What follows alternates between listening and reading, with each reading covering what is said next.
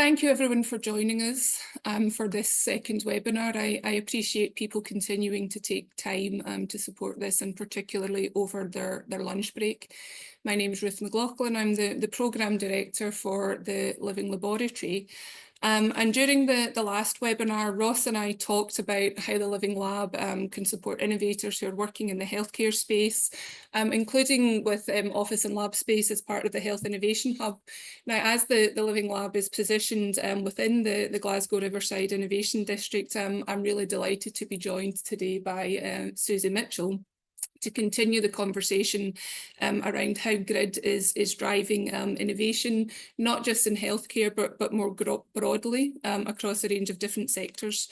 So before we get into the specifics of GRID, I thought it would be useful, Susie, if you could just tell us, what is an innovation district? Good question. Sometimes it's hard to difficult to sort of contextualize these things. So innovation districts essentially are these sort of urban geographies. So they cluster entrepreneurs, medical institutions, startups and academia. And the Brookings Institution, which is a hugely influential sort of US economic development think tank, credits density, proximity, accessibility and mixed use spaces as all sort of key ingredients to creating an environment that is ripe for collaborating, for networking and for living. So innovation districts, they all have a strong university anchor. We are no different. At the heart of GRID, of course, is the world-leading research and innovation capabilities of the University of Glasgow, which of course is a world top 100 research intensive institution with many years, 500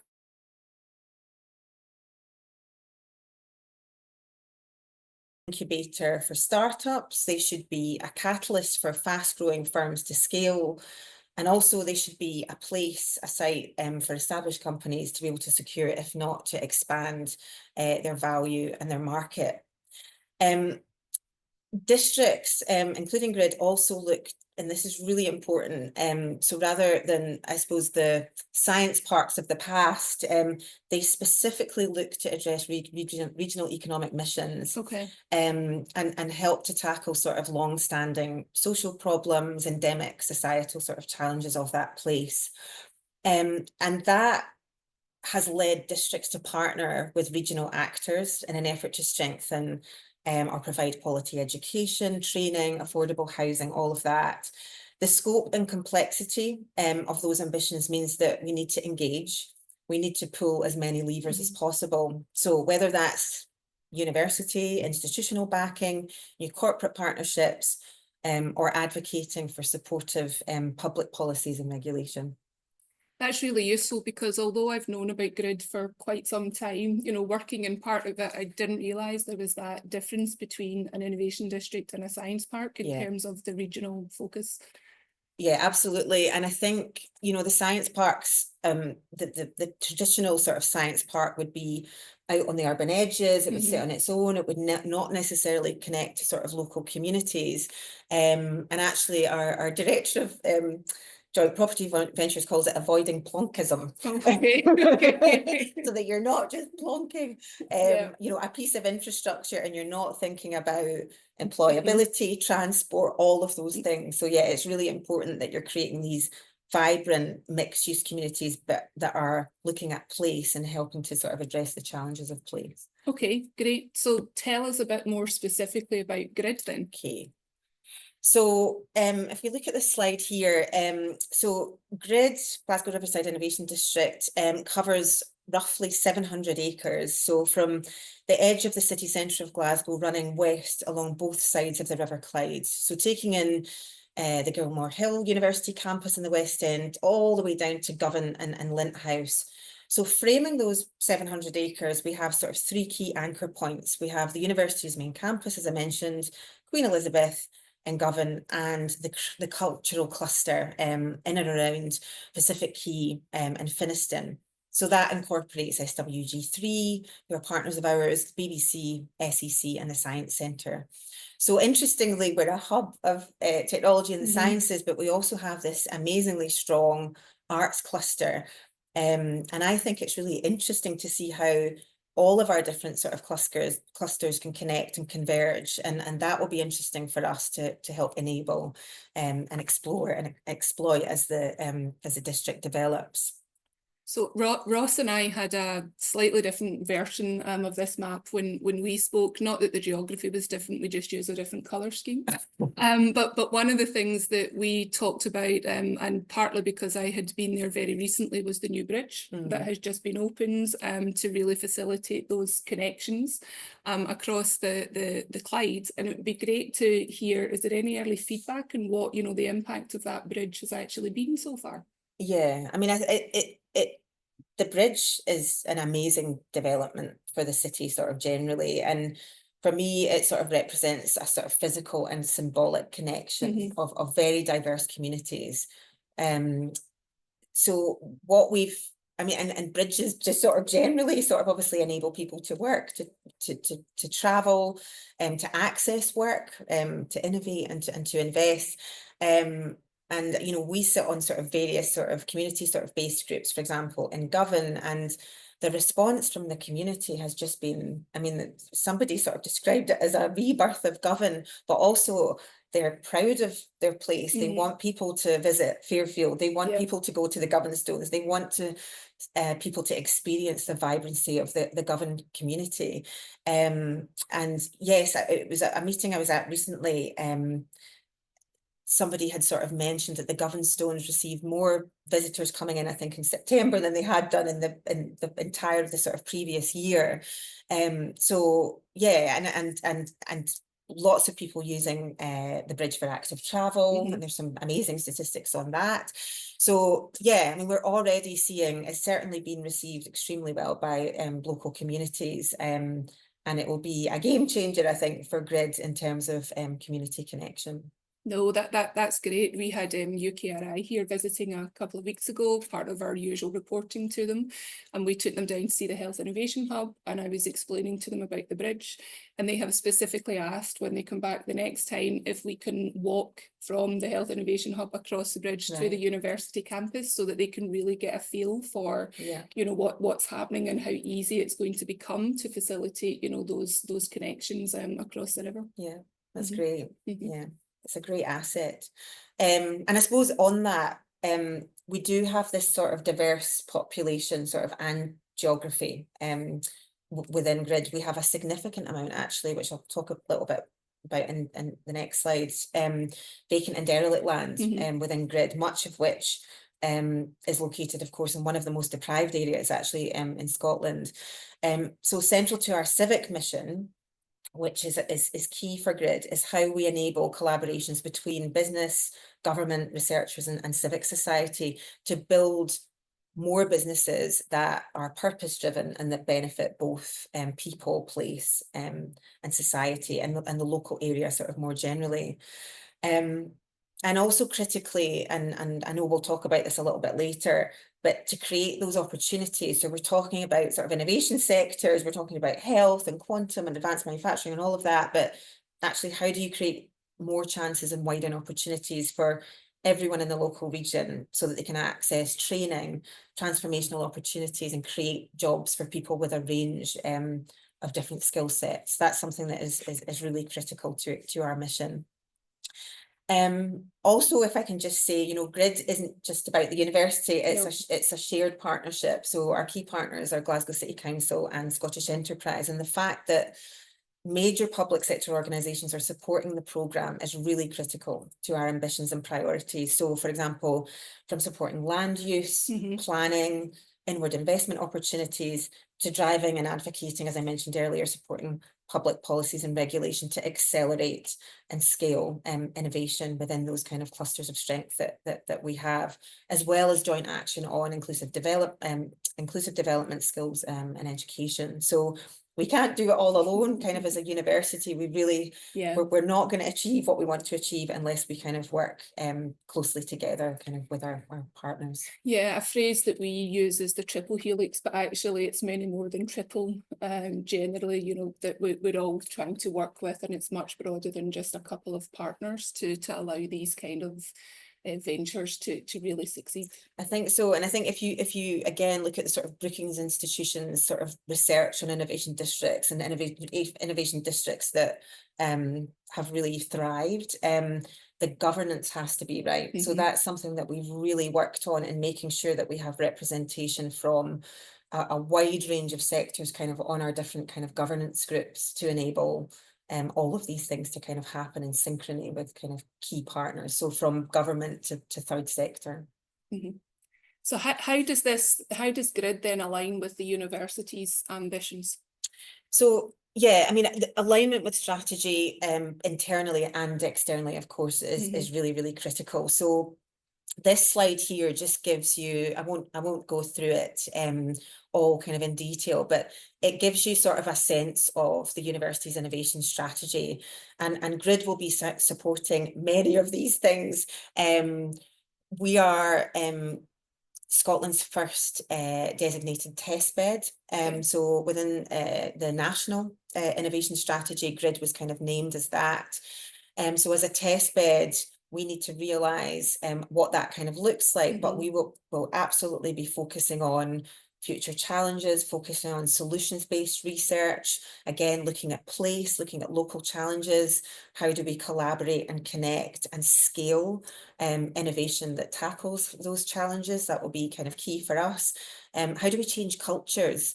The University of Glasgow traditionally was less of an entrepreneurial university and more of a research-based university.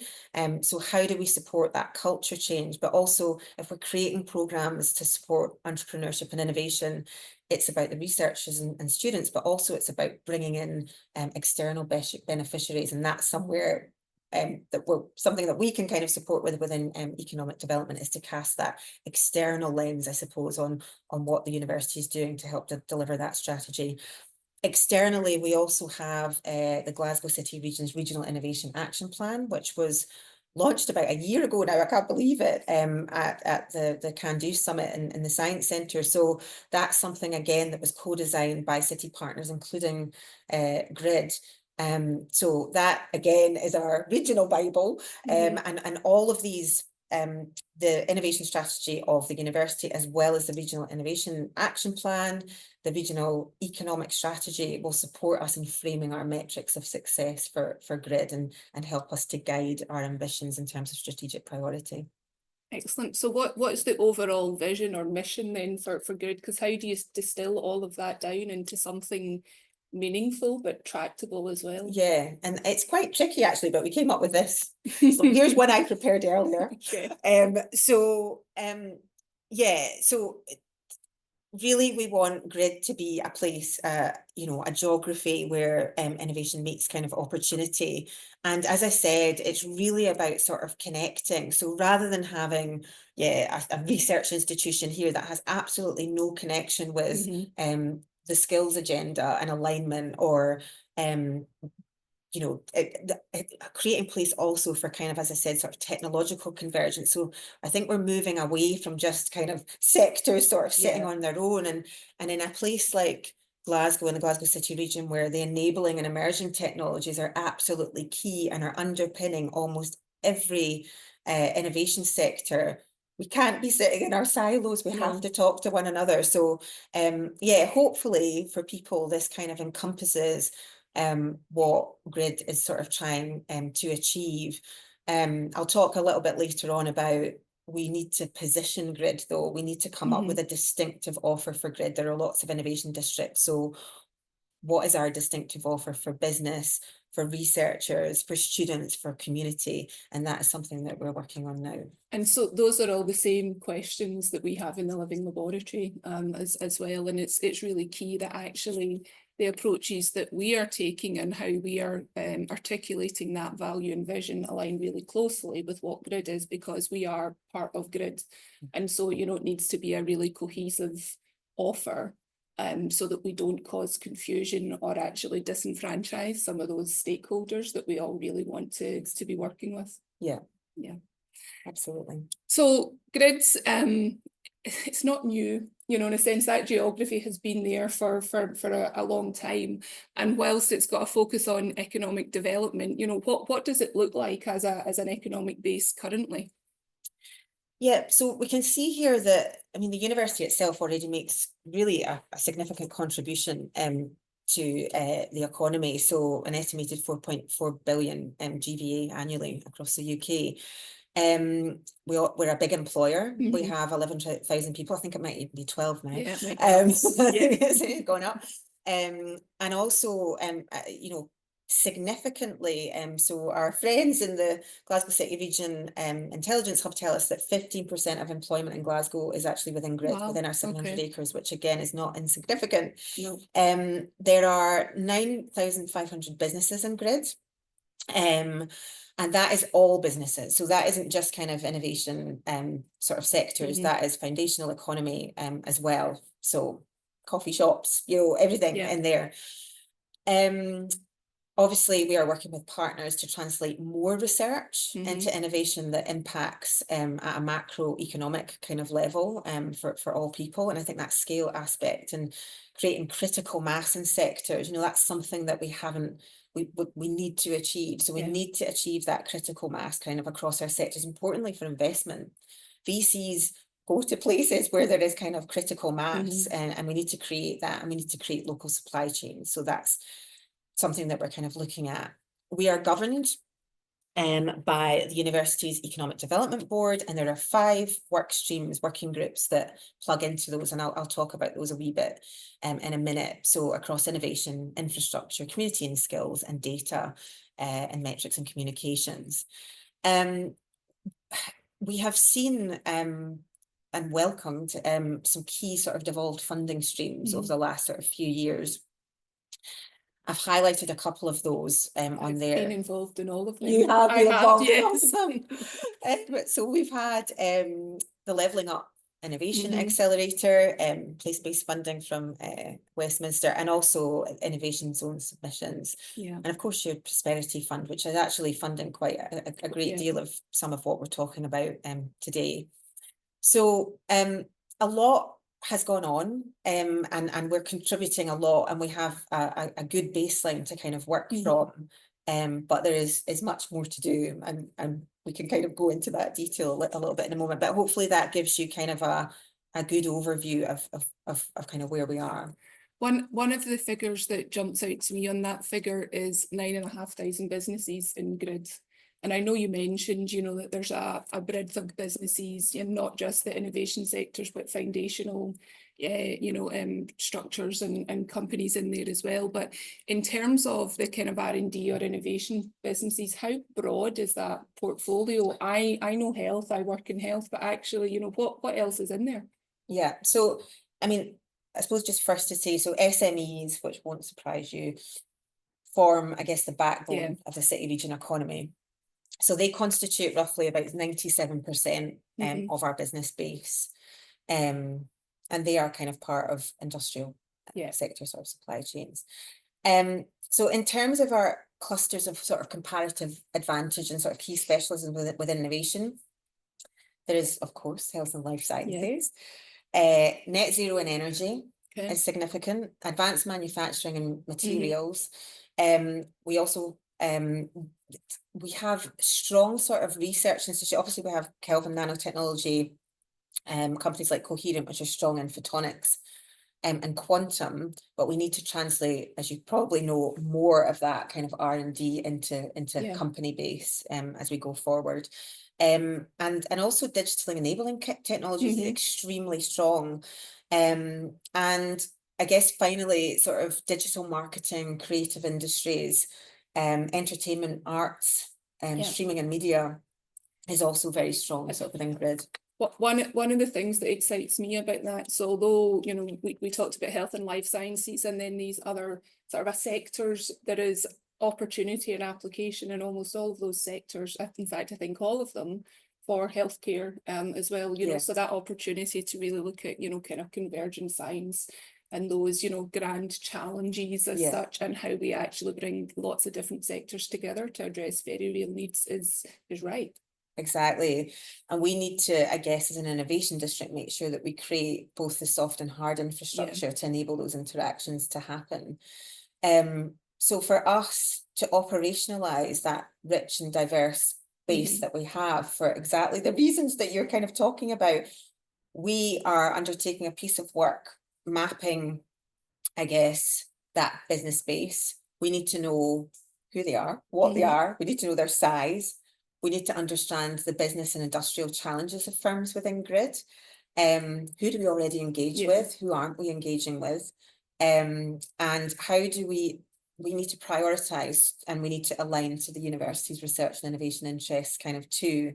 But also, going back to what I said previously, we need to think about broader cluster priorities. So how do these things link into regional skills gaps?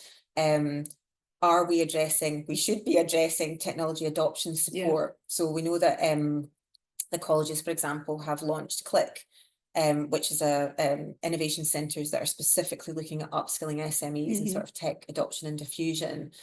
And we're really keen to kind of work with them on that and make sure that our organisations kind of within Grid are aware of these great ecosystem sort of support programmes that can be enabling them to kind of grow and to adopt sort of key technologies. So so that's something that is really kind of key for us, and that data analysis, understanding of who we have, what is the business churn within these sectors, will underpin almost everything and every decision that we kind of make for Grid. So there's obviously quite a strong baseline there in many ways, but you know, the innovation district is there to grow, you know, economic growth and support the regeneration of the Clyde. And you mentioned earlier, you know, the university strategy, and it's there to look at actually how we turn more of our research into, you know, sort of products and companies that are going to go out and have an impact in the world. So what are some of the activities or programs that Grid is undertaking, you know, to support all of that? Yeah, so if we kind of look at this slide here, really, I guess over the last sort of year, because some people who are online, they might not realise that actually, although Grid's been around for a while, the core team's only been in place for just over 12 months. So this really gives us, in terms of kind of all of the different kind of programmes of work that are within Grid, I guess, some of the flagship milestones that I guess that we've reached. So in terms of resourcing and leadership governance, the team's in place, the governance is set up, as I mentioned, in terms of those work streams. We have tripartite funding for Grid, so partly University of Glasgow resource, partly GCC, so Glasgow City Council, and from Shared Prosperity Fund, support for our innovation programming, and an SE, Scottish Enterprise Programme grant. Scottish Enterprise, interestingly, are also developing an innovation district support programme, which is new, which they plan to officially launch soon. We have a civic fund, which launched last April, where we have now supported 22 local organisations. That has been amazing for us because, one, we're supporting local organisations that are absolutely the lifeblood of our local communities, and in challenging sort of fiscal times. So that's been great to do, but also it connects us better with the challenges of the city region and of particularly of Grid. So really an understanding of those endemic challenges that I kind of mentioned earlier, but in reality, actually speaking to those people on the ground about what it is that they need and what will success mean to them in terms of Grid. And that'll be really important when we're sort of looking at metrics kind of as well, but also for us to link anchor institution and wider ecosystem support opportunities. So Business Glasgow, University of Glasgow has a lot of support through internship opportunities, skills, support with grant writing, all of that. So as a secondary sort of benefit to the sort of grants, we want to sort of make sure that we are making visible, I guess, some of those kind of ecosystem support opportunities for those local organisations. I mentioned it earlier, we have 11 investment ready propositions now through the investment zones process. Those projects have a collective envelope, I think, of 1,000 300 jobs, and with £200 million sort of match funding. So we'll know what's happening at the end of I know month. one of those projects very well. Close to your heart. Yeah, it's very, very close to my heart. So yeah, keen to hear actually what the outcome of those are, and what it then allows us to do to be able to accelerate some of these opportunities at scale. Exactly. So I mean, again, there's been such a change, having worked in sort of innovation now for over a decade within this space, you know, through these devolved funding streams like Investment Zones, Innovation Accelerator, SPF, Glasgow is really on the map, you know, and is recognised as you know, a key sort of place for innovation opportunity. And we're seeing that in terms of kind of, you know, these opportunities in terms of these funding streams. So yeah, that's something that's kind of really key to us. The other thing that we've been doing is we've been undertaking a major land and infrastructure audit of GRID, which, like the data analysis that we're doing on the business base, again, will frame and underpin so much of our work. And I can talk a little bit more about that. Our website is launched. So if you haven't gone on the website, please do, and have a look at the GRID LinkedIn and Twitter and join that, so you can kind of keep up to date of everything that's kind of going on. That's obviously really important for us to sort of as a communication platform. And then in the next phase of GRID in the next year, we have started work with our board and our wider partners on developing that distinctive proposition and brand alignment in relation to GRID. So that gives you a bit of a flavour of some of the projects. So a common goal that we both have is to look at how we create new companies coming from the university, but also how do we support companies in the area to grow and scale. Yeah. So the last time Ross and I, again, you know, we spoke briefly about how we do that by supporting translational research, or looking at how we can add value to these products by demonstrating their, you know, potential in a clinical setting. What is happening in GRID, you know, specifically to support the company growth or new company creation?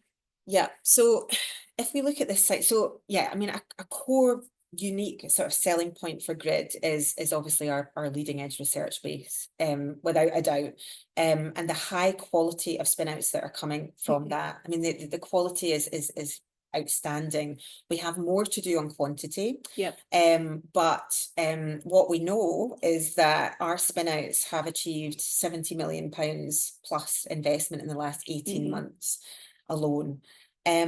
So what we see kind of on this slide is that the university itself, now we have a strong support ecosystem sort of generally, I would say sort of in Glasgow and wider Scotland, but specifically internally, the university is trying to almost create this pipeline of kind of support. Yeah. So from the early stages of kind of inspiring people and trying to demystify what it is to innovate, so kind of Innovation 101 programs, all the way through to Venture Builder, which is a program run by Smart Things Accelerator, where people have kind of the beginnings of a business that need to really be supported and accelerated, incubated. So it's really great to see this and to see all this kind of tailored support across that, I suppose, commercialization sort of journey. I guess one of the things that we kind of have to look at is, you know, there are challenges obviously for researchers in terms of finding the time and all of that, and that's always been kind of a challenge.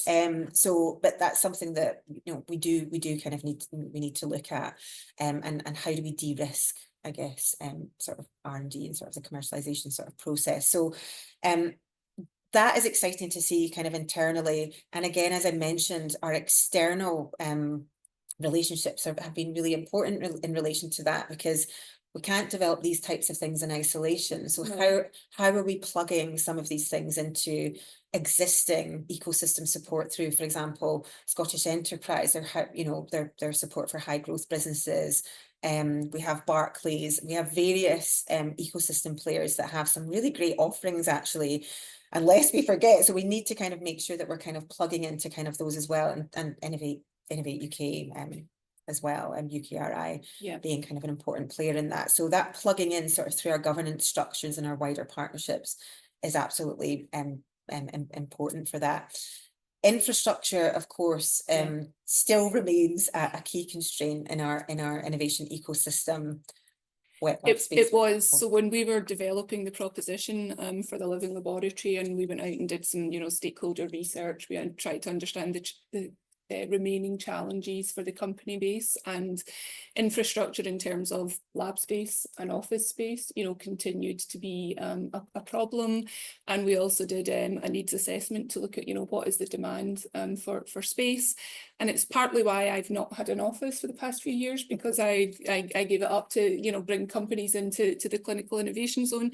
But it's also what allowed us to put the request into that Strengthen Places funding to build the Health Innovation Hub, because we could actually show that that was a blocker, and there was demand for that in Glasgow as well. And it was something that Ross and I talked about very briefly at the last webinar too. But it'd be great to know, what is the other infrastructure development that's been taking place within GRID. Yeah, it's a real issue. And just anecdotally, I remember Craig Clark from previously sort of Crowd Space sort of talking about there was not the space. I remember he was asked by an MP, what did you need? What does the space industry need sort of in Glasgow? And he said, places to build and test and prototype and all of that. I was doing it from my bedroom at one point. And so, we need to make sure that we've got the right infrastructure to enable acceleration and scale of our innovation.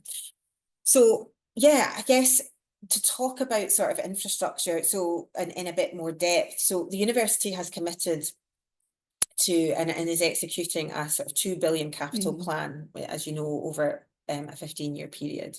And that is one of the most significant expansions of a UK university for a long time. GRID has within it, this 85 acres of developable land, of which 17 are in immediate proximity to existing assets that we have. And that's important. That's really important for developers as well, and also startups, because startups, by their nature, I mentioned at the beginning, in terms of density and proximity, they want to be close to the research base.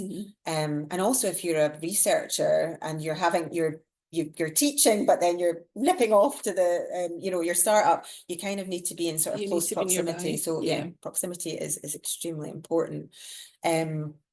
So the land and infrastructure audit that I kind of mentioned, so we'll look at, it's almost concluded, so we're soon going to publish that. But it looks at our geography, it looks at our assets, it looks at challenges kind of within GRID impacting Glasgow's innovation economy. Now, this won't end here. To a certain extent, it'll be a sort of living document and a multi-year kind of programme of work. But I can give you the headlines, I guess, that in terms of, so we're not, these challenges are really important. So we've got deep-rooted socioeconomic challenges of the area.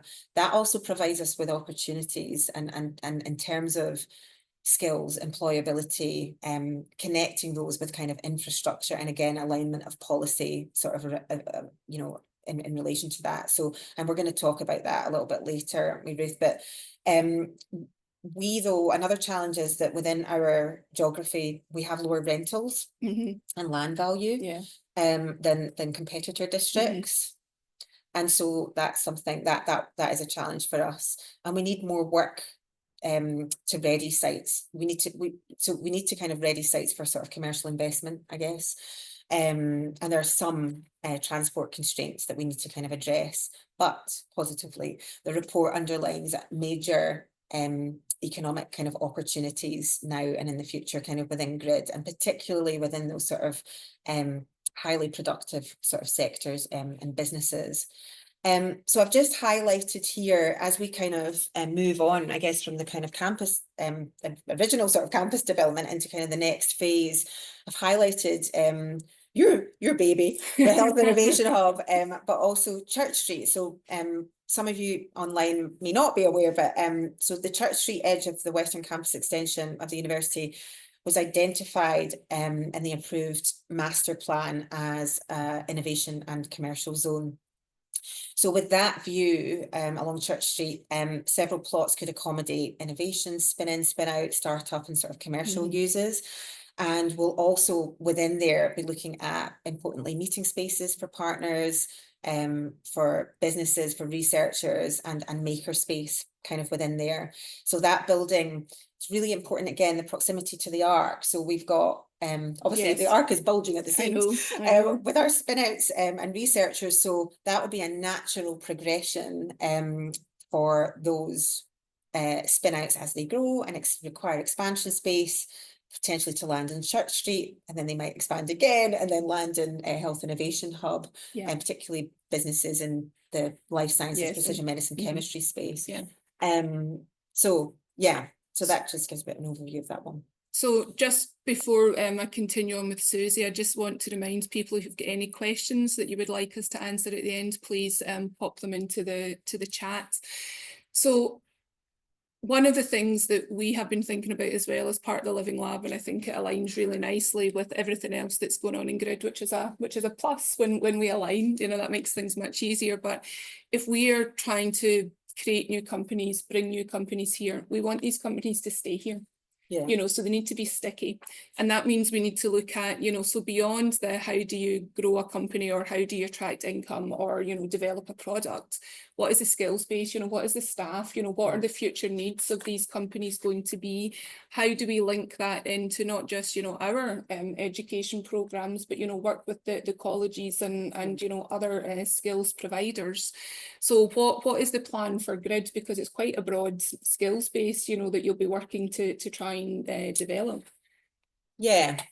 So I guess this slide almost sort of summarizes where we are with our sort of community engagement and skills strand more broadly. So I won't talk about Civic Fund because I've mentioned that. If people want more information on that, I can give it to them. But suffice to say, sort of in the next phase, we're focusing very much so on skills development. I know that you're a big part of that, Ruth.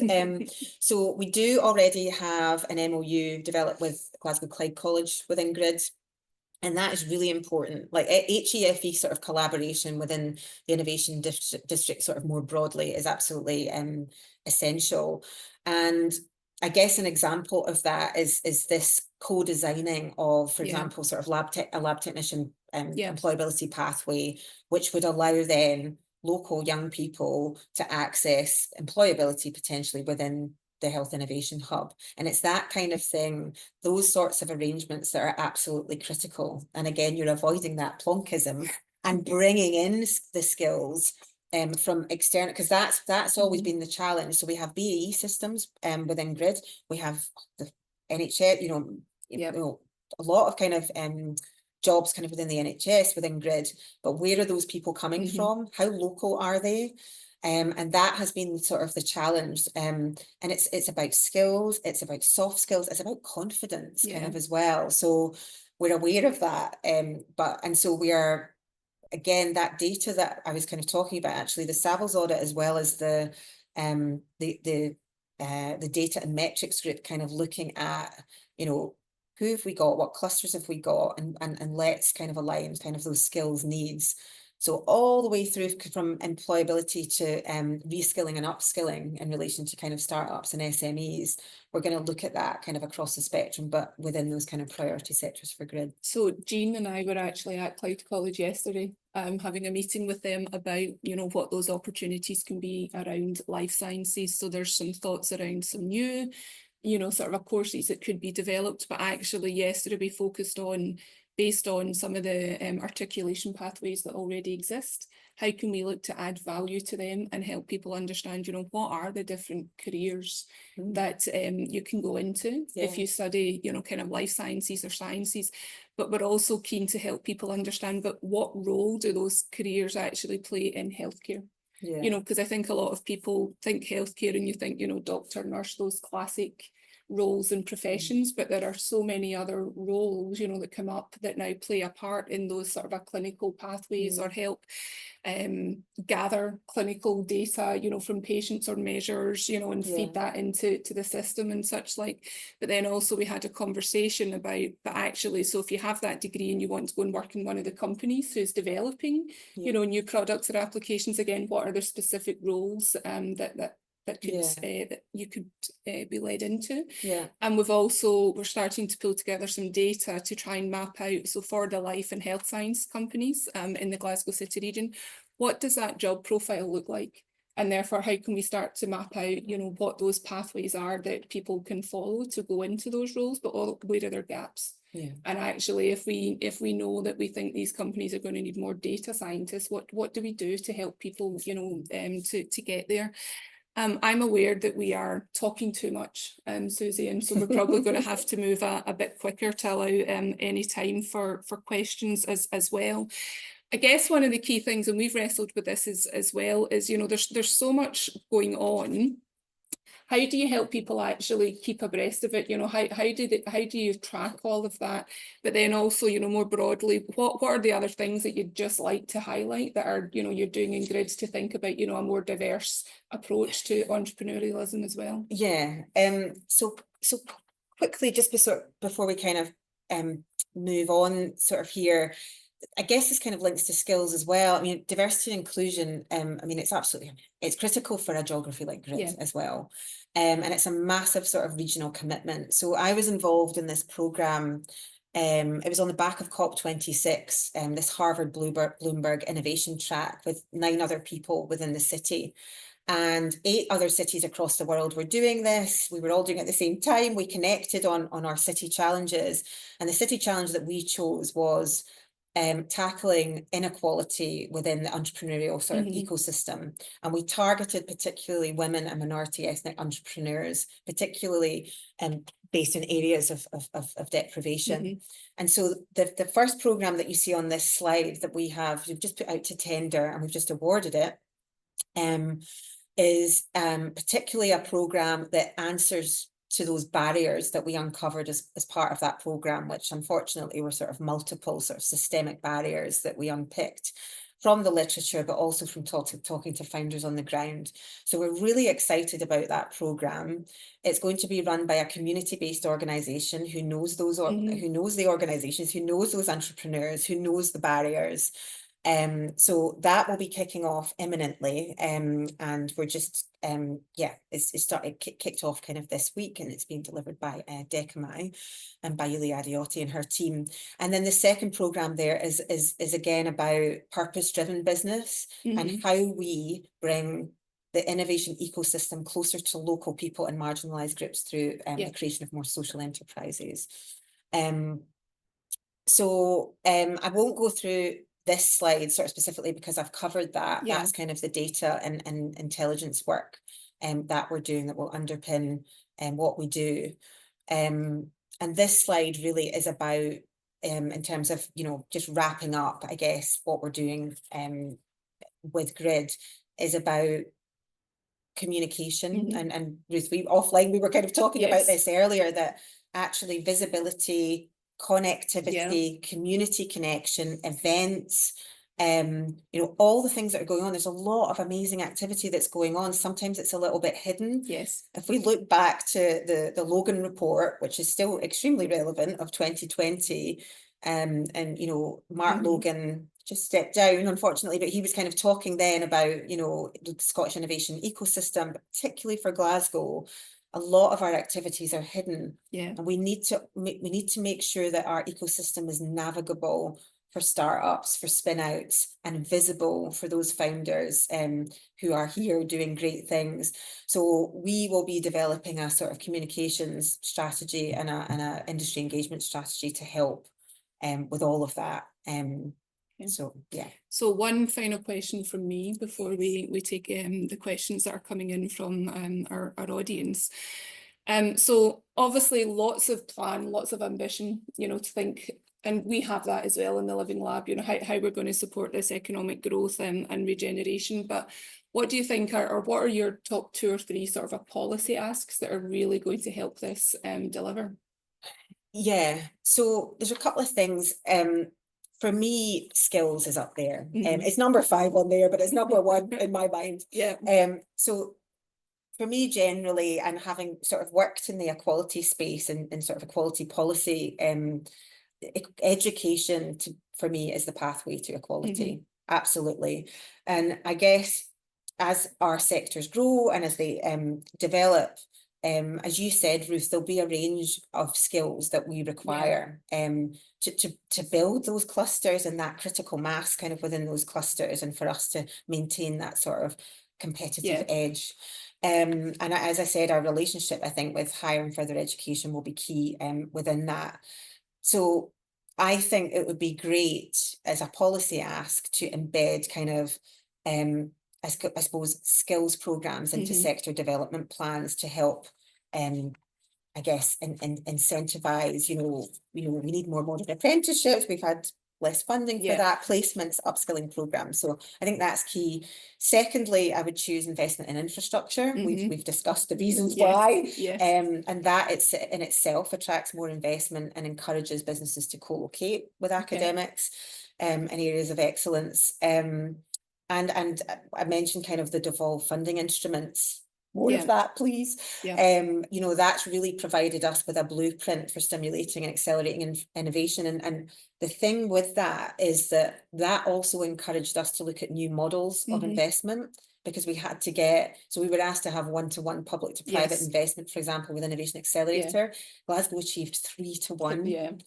So private to public investment. So if you'd asked us, do you think you can achieve that? I don't know what the answer would have been. Yeah, exactly. So that was a great achievement, and it really has provided a blueprint for investment in R&D sort of going forward. You would almost think we planned this, but that leads perfectly into one of the questions that has come in, which is relating to the infrastructure opportunity, and how well connected are you to the ambitions of the investment community, and what more could be done to encourage deeper engagement to support the ideas and needs around infrastructure? Yeah, so this is something that sort of came up at our last board, in that as part of the governance, I think we need to look at who we are engaging with through governance in terms of developers. And sort of investors more generally. We have the university has relationships with investors, but I think from a grid perspective, that's something I think we really need to look at, because we don't have developers as part of that governance, but we do have some relationships in that regard. The issue of multiple landowners is a challenge. And so again, I think bringing those developers sort of closer into the grid ambition will be really important. For those kind of online, you may want to have a look at, on Invest Glasgow, the regional investment prospectus includes grid. So those 11 development propositions that I mentioned that were developed as a result of the investment zones process, which give us some oven ready kind of propositions to put out there, are now part of the regional investment prospectus. And we're now going to places like UK REEF to talk to investors about those propositions, which is great. And we've had really good feedback from the last UK REEF, which is this huge property conference. So it's something that we're kind of looking at. We also need to do more sort of delegations to the city region, I think, more generally, work closer with SDI on that. So that will all kind of be part, I guess, of the grid kind of proposition and sort of development sort of proposition as we go forward. Got another couple of questions for you that have come in, if that's okay. So the underutilised River Clyde runs through the middle of grid. Are there any plans to support, river or water-based innovation, that can make the river more animated? So I know the city region, are looking at sort of, so our colleague, Chris Burrows, who kind of sits on our infrastructure groups, the city region is kind of looking at that sort of specifically along the Clyde. It really is an underutilised river. My office used to be in Glasgow Science Centre, and we'd get excited if we saw a boat going past. It was so rare. You don't see it. No. It was so rare. I also worked on the plans for the Commonwealth Games in 2014, and it was great to see the river being used along that sort of at that time. Again, I think one of the issues is land ownership.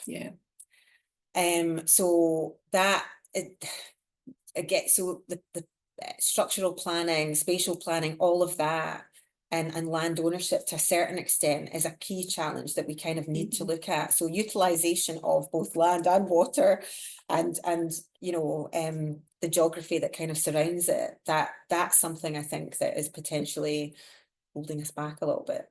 in that regard.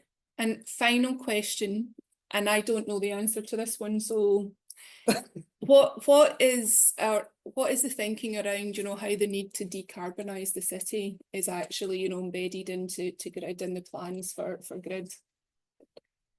It is absolutely central to kind of what we're doing. So we are sustainability lead body, sits on our infrastructure group.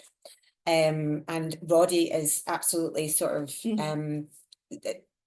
baked into, I guess, his in terms of kind of smart, resilient, low carbon energy systems, kind of driving grid, and how we sort of connect up sort of key assets in a sort of sustainable way is something that we're looking at, and something that we flagged actually within that land and infrastructure audit. We also have a relationship with a new head of place within the Glasgow City region, who's really interested in that aspect too. So that is something that is being looked at as part of this land and infrastructure audit, but also building those relationships with, again, sort of key people like the new head of place within the city region. Okay, following on from that, and then I will draw it to a close. Is there an opportunity for a green tram service running north to south across the bridge using green powered vehicles? I have a vision that's a little bit linked to that as we build the Health Innovation Hub. I would really like us to be looking at something like, you know, e-bikes or whatever it is that just facilitate transport across there too. And I'm really keen to look at, you know, when some of the tenants are in there, actually, is that something that they could, you know, help actually establish and support as a way of actually, you know, helping show who is in the area and such like. I know it's not quite the same question, but I know we're definitely thinking about how can we facilitate some of that travel for people who are maybe less mobile as well, you know, but want to take advantage of the bridge. Are there green approaches that we could utilise? And that's maybe something to bring up with. I know when I was at the last sort of Central Government Action Plan group, we had the City Council talking about looking significantly at active travel, and particularly they were speaking specifically about connecting up active travel for the Govan area, but also other areas in Glasgow. So that's maybe something that we could pick up, Ruth, with colleagues from the city. In terms of kind of the green, I mean, I think it would be great. That's probably not one that I can answer. Not in our gift. It's not in my gift, which is why we have to kind of work with others in the city. But it's certainly something that, again, I'm absolutely happy to kind of raise through our infrastructure group, and also kind of as part of the infrastructure audit that we've done, which is looking at green travel. So I'll bring that up. Okay, no problem. Okay. Well, I think all that leaves me to do is say thank you very much, Susie, for coming to talk with us all today. I think it's really useful for people, you know, to get a chance to hear about the wider university ambitions and aspirations around economic development and how the Living Lab fits into that, you know. But if it wasn't clear to me before, although it was, you know, it's absolutely essential that we're working together on this. As you say, it's about creating, you know, a value proposition for grid, and whether that's you're a researcher in grid, you're a company in grid, you know, you're a member of the community, you know, you're a civic stakeholder or whatever else it is, and we have to do all of that through health, but it has to absolutely align with everything else that is going on in grid. So thank you very much. Thank you everyone for joining us online today. I hope this has been useful, and I hope to see you all at the next webinar at the beginning of December. Thank you.